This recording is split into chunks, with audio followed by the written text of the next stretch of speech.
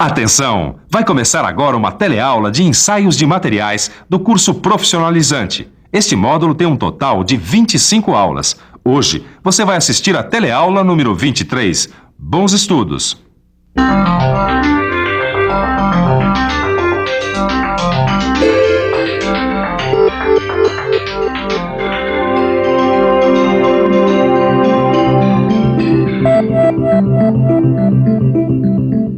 Eu tenho certeza que você já tirou uma chapa do pulmão para o trabalho ou para a escola. Agora, você já parou para olhar e tentar entender o que está demonstrado na radiografia? Será que o meu pulmão está bom? Ou será que ele tem algum problema? Bom, para observar uma radiografia e fazer esse tipo de análise, só sendo um especialista.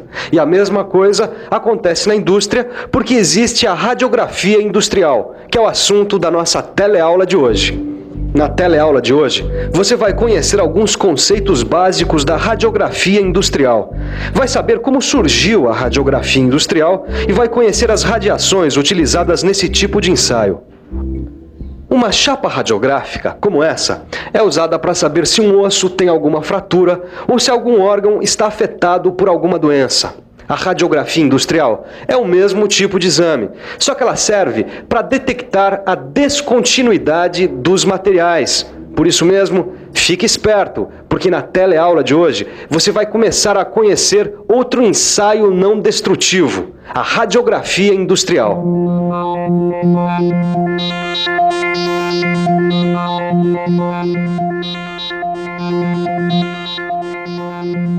E aí, Ed? E aí, Nilza, tudo bom? Tudo. Olha, Ed, eu acho que você vai ter que pilotar o kart na próxima corrida, viu? O que aconteceu? Olha só, caí na minha casa, depois fui pro hospital, chegando lá o médico examinou, pediu uma radiografia numa daquelas máquinas de fazer raio-x, resultado, luxação. Ainda bem que não quebrou nenhum osso, hein? Sabe que essa história da radiografia na sua mão me fez lembrar daquele caso? É? Do que você tá falando? Você lembra do Rafinha? Que bateu o kart porque quebrou a barra de direção? Então, existia um problema interno que foi impossível detectar com um exame simples. Então a barra de direção teve que passar por um ensaio por radiografia. Ed, eu acho que você pirou. Não, Nilza, o que eu tô querendo dizer é que a radiografia industrial utiliza o mesmo princípio da radiografia dos hospitais. O material que vai ser ensaiado é colocado entre uma fonte emissora de radiação e um filme. Uma parte dos raios emitidos é absorvida pelo material e a outra vai atravessar o material e sensibilizar o filme, produzindo nele uma imagem do material ensaiado. Como a radiografia da minha mão. Aparentemente sim, só que a radiografia industrial usa doses de radiação 10 vezes maiores que a utilizada pela radiografia na sua mão. Nossa, que perigo! Você já viu então que a segurança é um dos fatores mais importantes nesse ensaio, né? Ô Silva, eu ainda não entendi uma coisa. Pra que tirar a radiografia de um material, hein? Isso é fácil de entender, Caio. Imagine um gasoduto transportando gás sob alta pressão em uma refinaria. Pois bem, esse é o tipo de coisa que não pode falhar nunca. Se uma solda não estiver adequada, ela não vai resistir à pressão. Não resistindo à pressão, pode haver um vazamento. Claro. E com isso, provocar um acidente de grande monta. Guardadas as devidas proporções, é como se o material de uma panela de pressão apresentasse defeito. É perigoso, né? É sim. Para evitar acidentes, a gente precisa ter certeza de que não há defeito nos produtos. Por isso, a gente usa os ensaios não destrutivos, como no caso da radiografia, dependendo do uso que o produto vai ter. Companheiro, diz pra gente, você já precisou tirar uma radiografia? Sim. De que parte do corpo? Da cabeça, do fêmur, da coluna, do braço. Pulmão e estômago. Da cabeça. Pulmão. Todo mundo sabe que a radiografia é muito importante para o corpo humano. O que ninguém imagina é que ela é muito importante também para a indústria metalmecânica. E pensar que tudo começou por acaso. Em 1895, o professor William Conrad Röntgen pesquisava a fluorescência causada por raios catódicos numa folha de papel recoberta por uma película de sal de bário. Sem querer, ele esqueceu de retirar uma caixa de papelão que protegia a ampola de raios catódicos.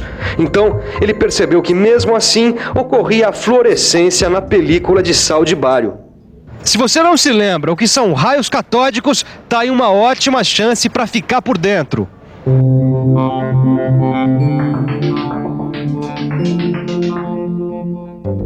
Os raios catódicos são um feixe de elétrons que partem do cátodo, acelerados em alta velocidade por uma fonte externa de alta tensão, em direção a um alvo chamado ânodo.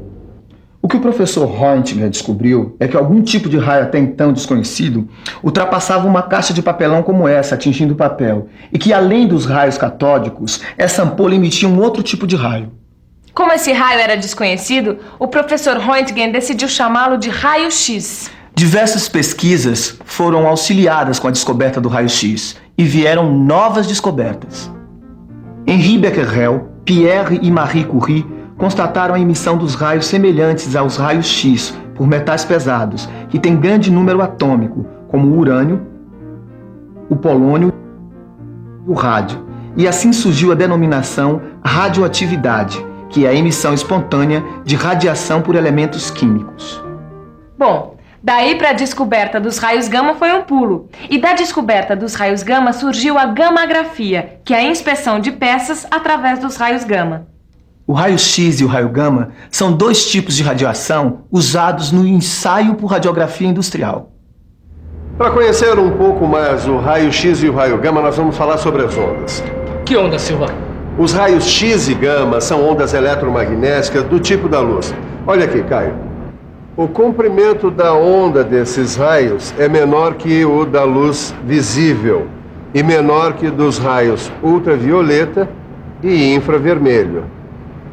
Pois então, para você ter uma ideia, Caio, os raios X e gama podem atravessar corpos opacos como uma parede, enquanto que a luz visível só atravessa corpos translúcidos, como esse copo com água. Nessa representação de um exame radiográfico, a gente vai ver que a variação de radiação que atravessa a peça é captada e registrada em filme radiográfico, que depois de revelado, mostra uma imagem da peça com regiões claras referentes às maiores espessuras e com regiões escuras referentes às menores espessuras. A gente precisa conhecer também, Caio, as principais propriedades das radiações X e gama.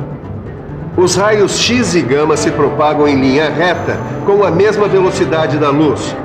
Produzem luz em substâncias fluorescentes e provocam o escurecimento do filme fotográfico. Além disso, eles tornam o ar e outros gases condutores de eletricidade. São mais absorvidos pelos elementos pesados, não são desviados por campos magnéticos, possuem vários comprimentos de ondas e, principalmente, causam danos às células do corpo humano e modificações genéticas, né? A gente veio até essa clínica de radiologia para saber que cuidados o pessoal toma para não ficar exposto à radioatividade. Vamos conversar com o Roberto, que é técnico no assunto. Roberto, que cuidados você toma para se proteger da radioatividade? Bom, eu uso um avental de chumbo, um protetor de tireoide, uma luva de chumbo, né? E nós usamos também esse dosímetro aqui, que é para medir a radiação que a gente é exposto diariamente no setor radiológico. Obrigado, Roberto. Pois é. Na radiografia industrial, o cuidado tem que ser redobrado porque as doses de radioatividade são ainda maiores. Por isso, é importante a gente conhecer a geração do raio-x. O átomo é constituído de núcleo, com seus prótons e nêutrons, mais a eletrosfera. O raio-x é gerado quando os elétrons de um cátodo são acelerados em direção a um ânodo. Esses elétrons penetram na eletrosfera do metal do ânodo, causando sua instabilidade com grande liberação de calor e de ondas eletromagnéticas, que são os raios-x. Este é o tubo de Coolidge, um dispositivo usado para gerar raios-x. Ele é composto de uma ampola de vidro com alto vácuo que contém um cátodo feito de um filamento aquecido e um ânodo feito de um metal com alto ponto de fusão. As tensões utilizadas na produção do raio-x são da ordem de 80.000 a 500.000 volts. E tem mais, quanto menor for o comprimento da onda, maior será o poder de penetração do raio-x. Ed, vamos ver o que a gente descobre sobre a geração dos raios gama. Bom, aqui diz que é possível encontrar átomos do mesmo elemento químico com diferentes quantidades de nêutrons no seu núcleo, e esses elementos são chamados de isótopos. Alguns dos isótopos encontrados na natureza são radioativos, porque emitem espontaneamente partículas e radiação eletromagnética a partir do núcleo. O urânio, por exemplo, pode apresentar em seu núcleo 92 prótons e 146 nêutrons. É o chamado urânio-238, que aqui a gente vê se desintegrando e formando o tório-234. Ele é um exemplo de isótopo radioativo. As partículas e radiações emitidas pelos isótopos radioativos são de 3 tipos: alfa, beta e gama. Acho que já saquei, viu, Neuza? Os raios gama têm alto poder de penetração. Por isso a radiação é utilizada no ensaio. Além disso, Ed, olha só, existem 2 tipos de isótopos, os naturais e os artificiais. Os artificiais, que são usados na gammagrafia, são produzidos nos reatores nucleares. É isso aí, ó. Os núcleos desses isótopos se desintegram constantemente. Por isso é importante a gente conhecer alguns valores, como, por exemplo, a meia-vida de um isótopo radioativo. E meia-vida é um termo usado para designar o tempo necessário para a atividade da fonte radioativa chegar à metade do seu valor inicial com a desintegração. Olha aqui, ó. O cobalto 60 tem meia-vida de 5 anos, 3 meses e 18 dias. O irídio 192 tem meia-vida de 75 dias. E o césio 137 tem meia-vida de 33 anos. Acho que sem isso aqui não tem ensaio não, né, Silvano? Não tem mesmo. Aliás, Caio, eu acho que está numa boa hora para a gente falar sobre o filme para radiografia. Vamos lá. Que, por sinal, é muito parecido com esse aqui, o de fotografia. A única diferença, Caio, é que ele é recoberto por uma emulsão de sais de prata dos 2 lados. Pois bem, depois que o filme é exposto à radiação, os grãos dos sais de prata reagem quimicamente quando entram em contato com o revelador e se transformam numa prata metálica enegrecida. E essa prata enegrecida constitui a imagem na chapa radiográfica, é isso? Exatamente. Agora, para escolher o filme que vai ser usado, é preciso levar em consideração o tipo de ensaio que vai ser realizado, como a densidade radiográfica, que é o grau de enegrecimento registrado no filme, em função da exposição. O contraste de imagem, que é dado pela diferença de densidade entre as regiões do filme. A velocidade, que é a taxa em que ocorre a sensibilização dos grãos dos sais de prata. Filmes com grãos maiores precisam de menos tempo de exposição. E a granulometria, que é o tamanho dos grãos dos sais de prata da emulsão. Grãos menores significam mais nitidez. Pois muito bem, eu acho que agora então já dá para falar sobre a qualidade e a sensibilidade da radiografia. A radiografia de qualidade tem que ter nitidez e boa definição de imagem. E a gente consegue isso controlando a densidade de imagem e o contraste da imagem. Além disso, a gente tem que evitar falhas de processamento do filme, como esses arranhões e manchas. O grau de sensibilidade radiográfica, Caio, pode ser alto, médio ou baixo e é controlado por um penetrômetro. Para controlar a sensibilidade radiográfica, basta a colocação de penetrômetros sobre a face metálica voltada para o tubo. Os penetrômetros, ou IQI, que significa Indicadores de Qualidade de Imagem, são dispositivos colocados em evidência sobre a peça para a verificação da qualidade radiográfica. O IQI tem que ter 2% da menor espessura da peça analisada e tem que estar visível na radiografia.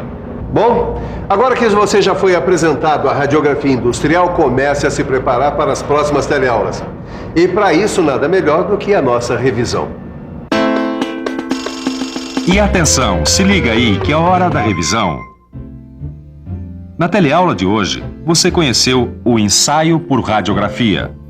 Viu que tudo começou com o estudo dos raios catódicos e conheceu a geração dos raios X e gama. Conheceu o filme usado na radiografia industrial. E, finalmente, viu que os penetrômetros servem para a verificação da qualidade e sensibilidade radiográfica. Bom, acho que deu para você perceber que a radiografia industrial é um importante ensaio não destrutivo. Por isso mesmo, dê uma boa olhada no seu livro e resolva os exercícios.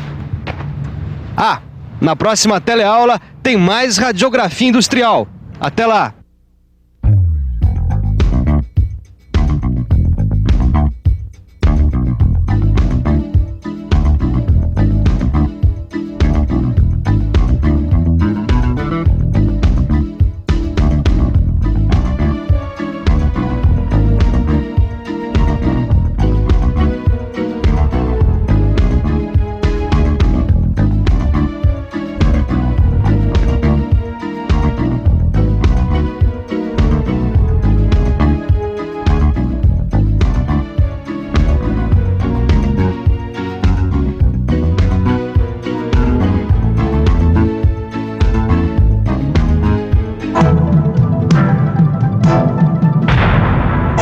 Telecurso 2000, um programa de educação do Sistema Fiesp e da Fundação Roberto Marinho.